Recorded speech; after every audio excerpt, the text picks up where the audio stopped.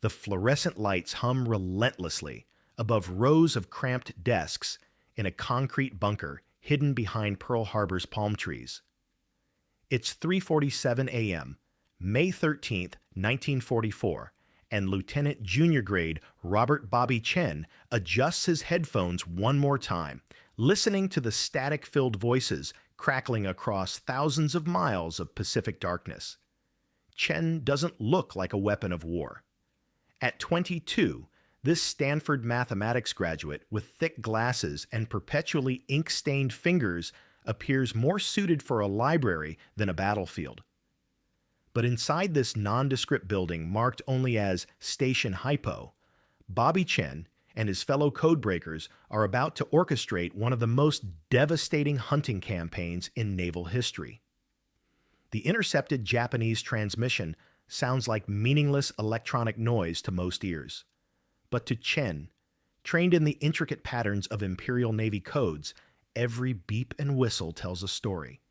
He scribbles coordinates, timestamps, submarine identification numbers.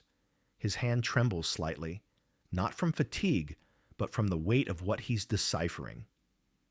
"Got another one," Chen calls softly across the room, his voice barely carrying over the mechanical hum of decryption machines. I-16, estimated arrival Buin, 2200 hours, May 20th. Lieutenant Commander Joseph Finnegan, the watch officer, walks over and examines Chen's work. Finnegan's weathered face shows the strain of 2 years spent turning Japanese communications into American tactical advantages. He knows that every decoded message represents dozens, sometimes hundreds of lives hanging in the balance. "How confident are you in this intercept, Chen?" 95%, sir. The transmission signature matches I-16's previous patterns, and the timing coordinates align with known Japanese resupply schedules. Finnegan nods grimly. In 30 minutes, this information will reach Admiral William Bull Halsey's headquarters. Within 6 hours, it will be transmitted to a small flotilla of destroyer escorts patrolling the Solomon Islands. By tomorrow evening, Lieutenant Commander Yoshitaka Takeuchi, a veteran submarine captain who has survived 9 war patrols and countless depth charge attacks, will be dead at the bottom of the Pacific, along with his entire crew. But neither Chen nor Takeuchi understands the rules of this new kind of warfare yet. The Japanese commander still believes in the traditional submarine doctrine: stealth versus stealth, hunter versus hunter, with victory decided by skill, luck, and courage. He has no idea that American technology has fundamentally changed the game, turning every radio transmission into a death sentence and every submarine into a sitting target. What happens when the most invisible weapons of war suddenly become completely visible to their enemies? When the hunters become the hunted, and the prey doesn't even realize the killing has already begun? The answer lies in 12 days of unprecedented destruction that will reshape submarine warfare forever. Admiral Somu Toyota stares at the map spread across his flagship's wardroom table, his weathered hands tracing the vast expanse of the Pacific Ocean. Appointed just weeks ago as Commander-in-Chief of Japan's combined fleet, Toyota faces a nightmare scenario that keeps him awake through endless tropical nights.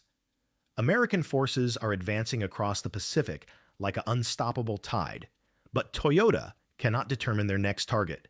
Will they strike north toward the Marianas, west toward Palau and the Philippines?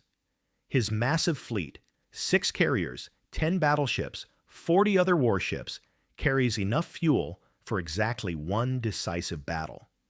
Choose wrong, and Japan's last hope for naval victory dies with empty fuel tanks.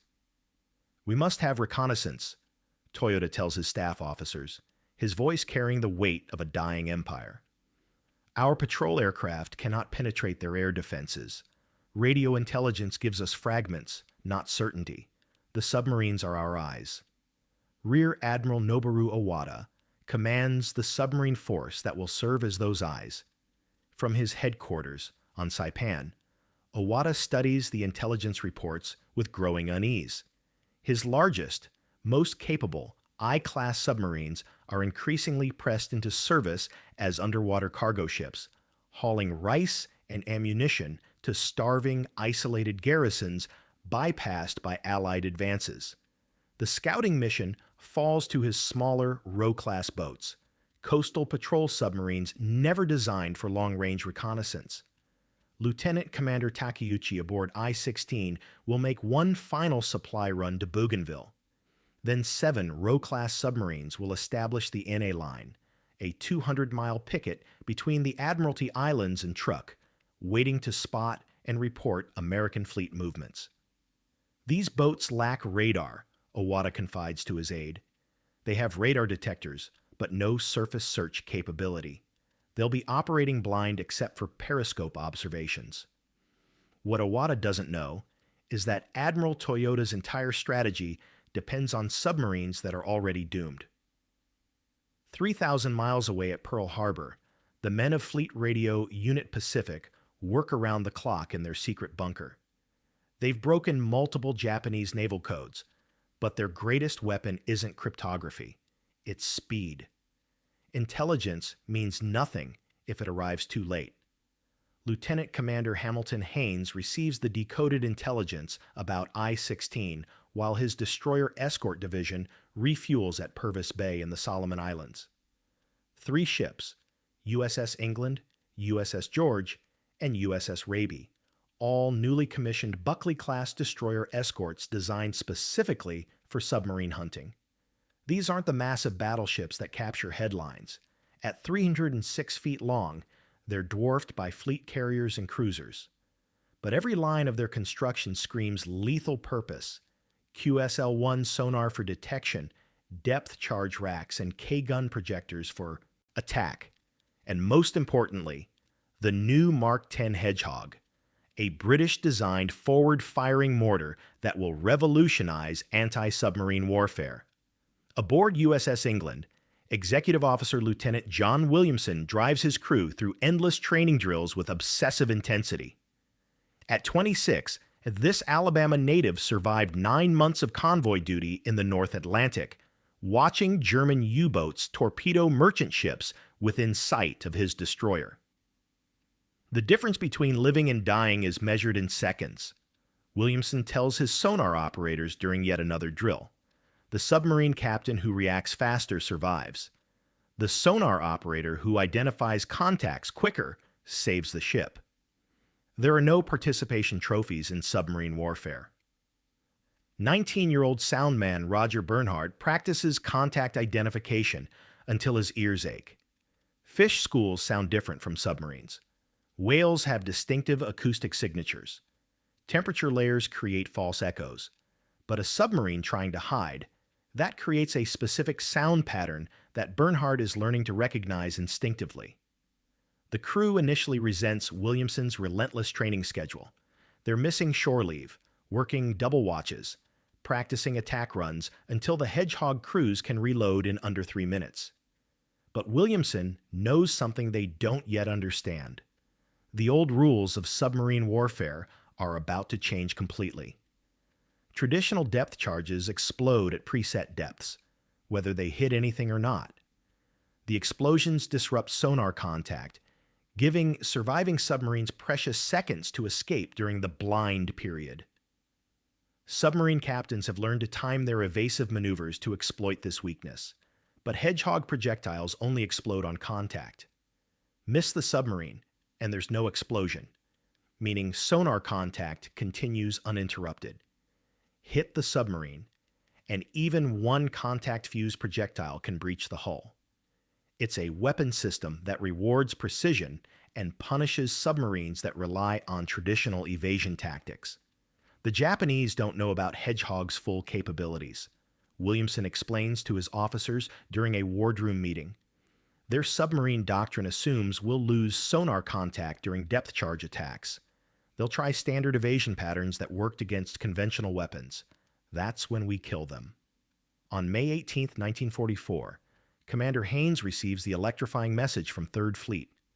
Japanese sub believed heading to supply beleaguered forces at Buen. He is believed to be approaching this point from the north and should arrive in that area by about 1400 hours 20 Thaler May. Good hunting.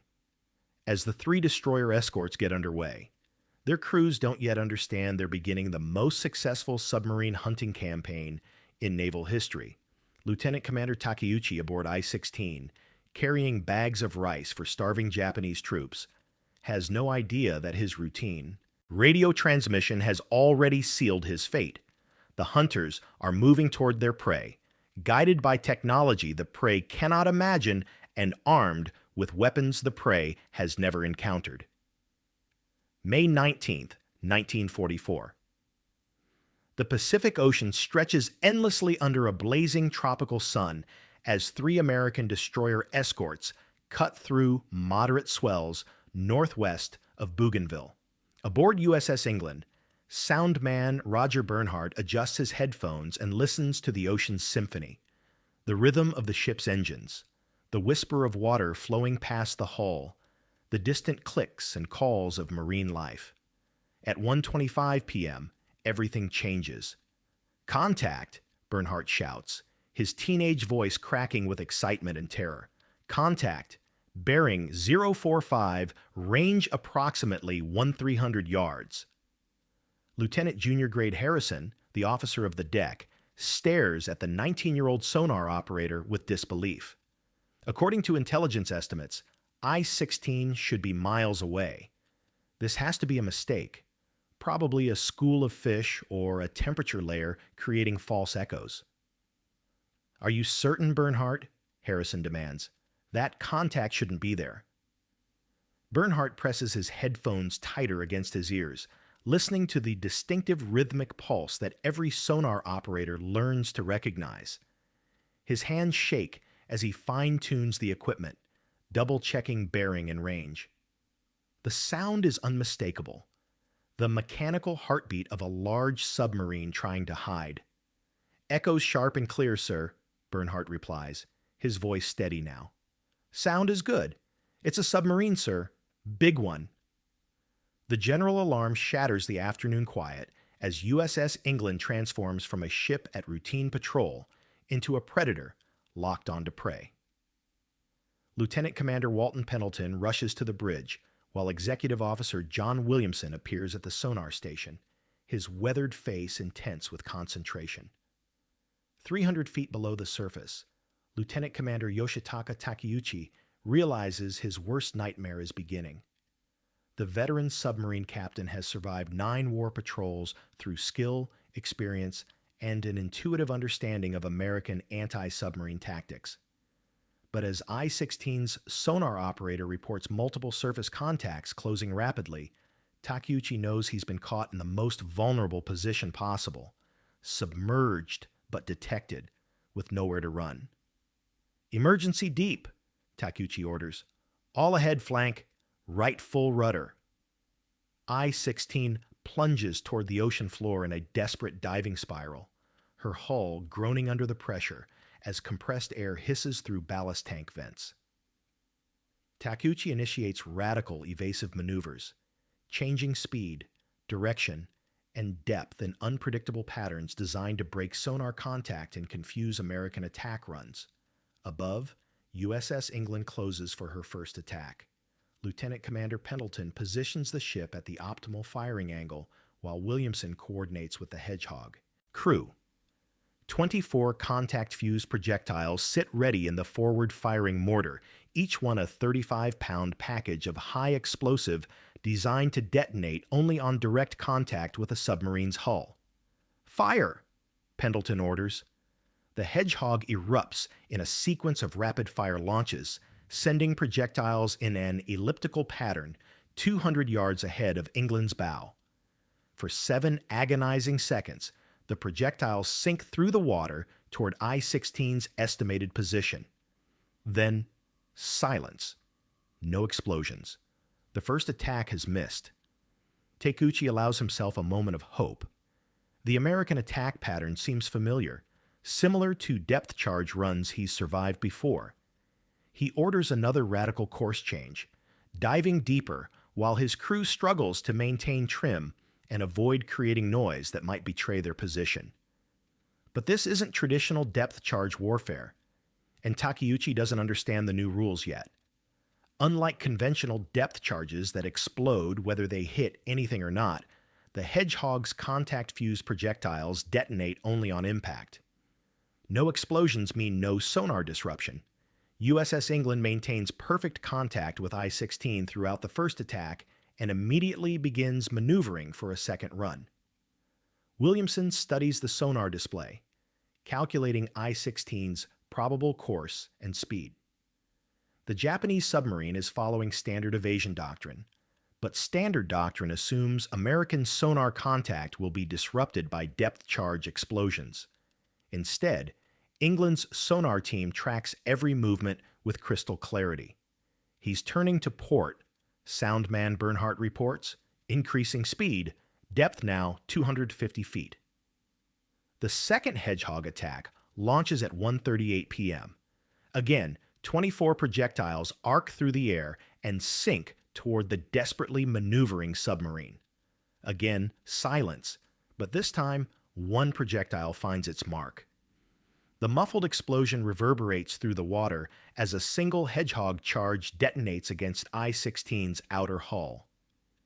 The impact isn't immediately fatal, but it tears a gash in the submarine's pressure hull and triggers flooding in the aft compartments.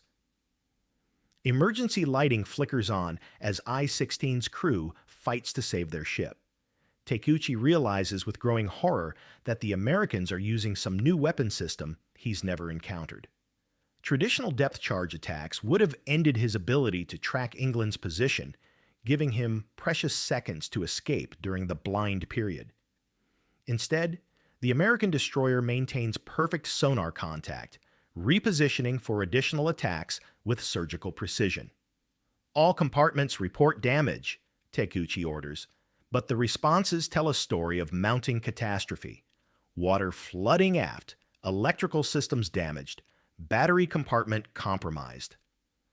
I-16 is dying by degrees, but she's still fighting. Lieutenant Commander Pendleton realizes his first two attacks have failed to achieve a kill. Standard naval doctrine would call for additional runs by the attacking ship, but Pendleton makes a decision that reveals his confidence in his executive officer's tactical abilities. "Take the con, John," Pendleton tells Williamson. "Bring us around for another run." This moment transforms USS England's bridge. The ship's captain steps aside, allowing his 26-year-old executive officer to handle the final attack. It's an extraordinary display of trust and recognition that Williamson's obsessive training has prepared him for exactly this moment.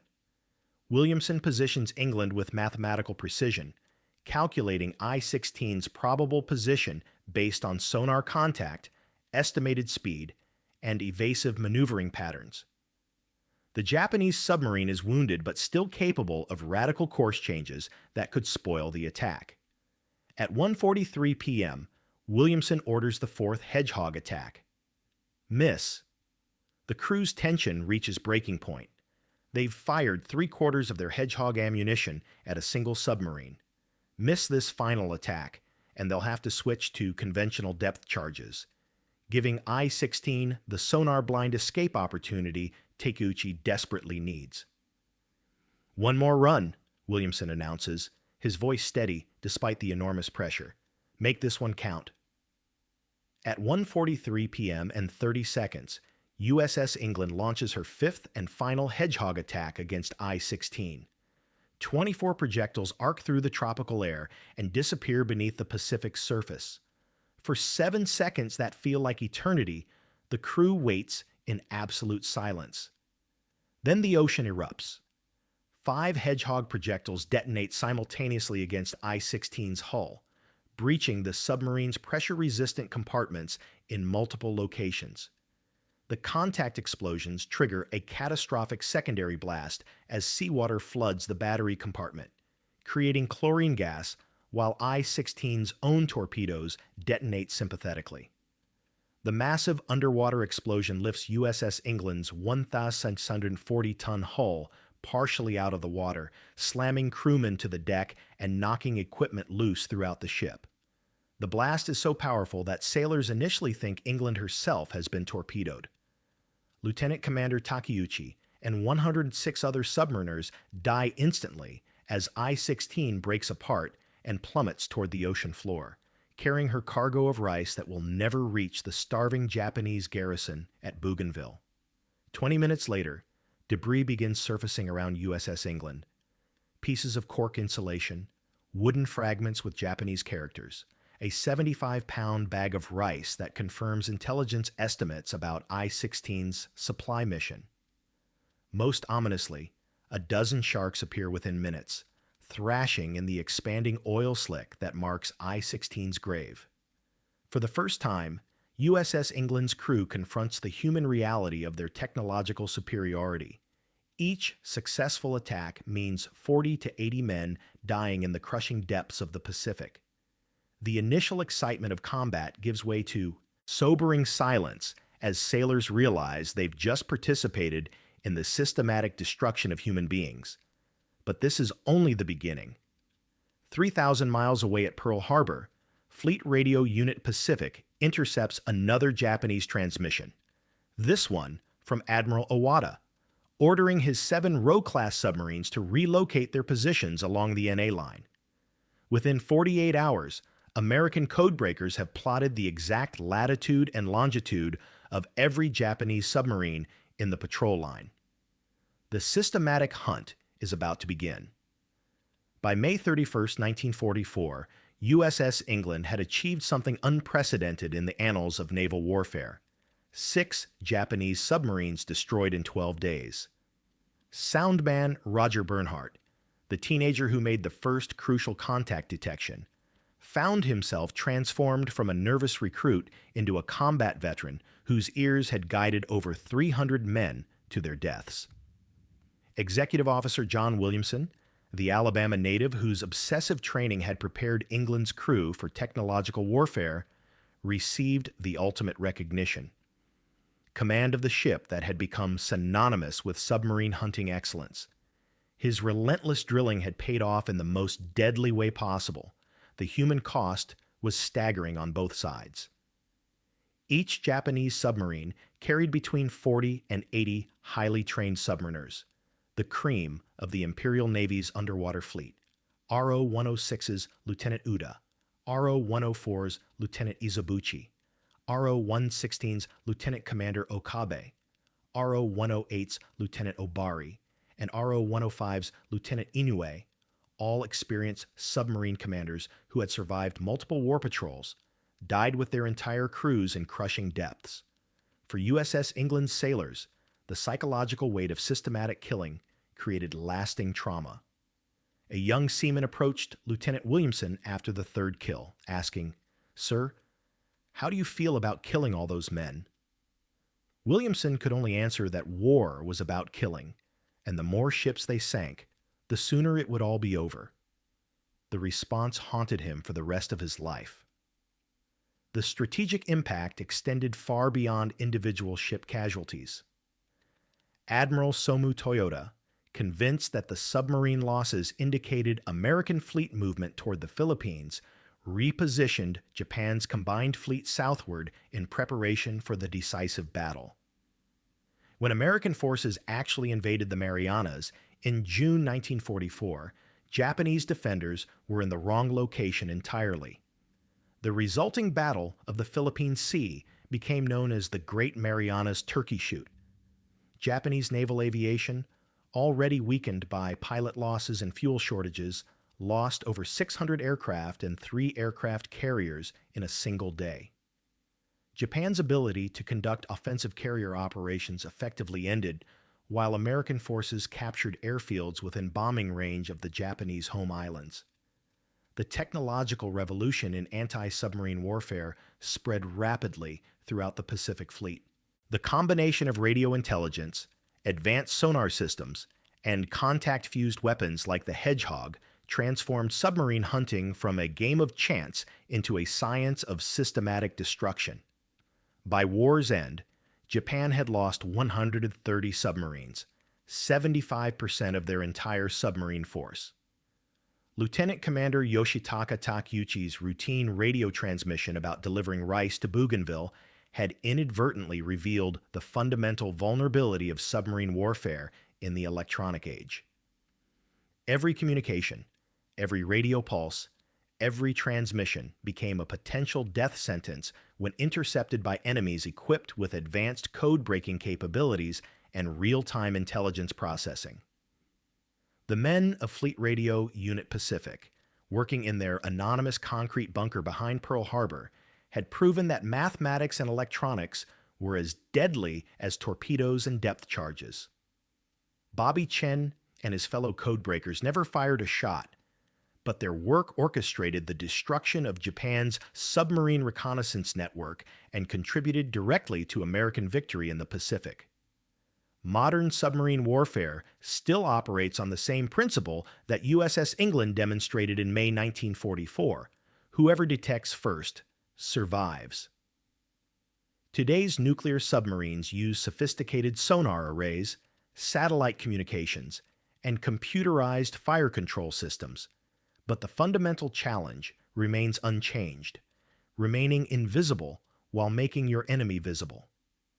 The lessons learned during those 12 days in 1944 continue to influence naval doctrine today. Submarine commanders still practice the same radical, evasive maneuvers that Lieutenant Commander Takeuchi attempted. Anti-submarine warfare specialists still train with the same obsessive intensity that Executive Officer Williamson demanded from his crew. The technology has evolved, but the deadly game of hunter versus hunted continues in waters around the world. Admiral Ernest King's congratulatory message, "There'll always be an England in the United States Navy," proved prophetic. A second USS England, a guided missile cruiser, served from 1963 to 1994, participating in Vietnam War operations and Desert Storm before being decommissioned and scrapped. But the original England's legacy transcends individual ships or battles. In 12 days during May 1944, American technology, intelligence, and training combined to demonstrate that traditional concepts of invisible warfare were obsolete.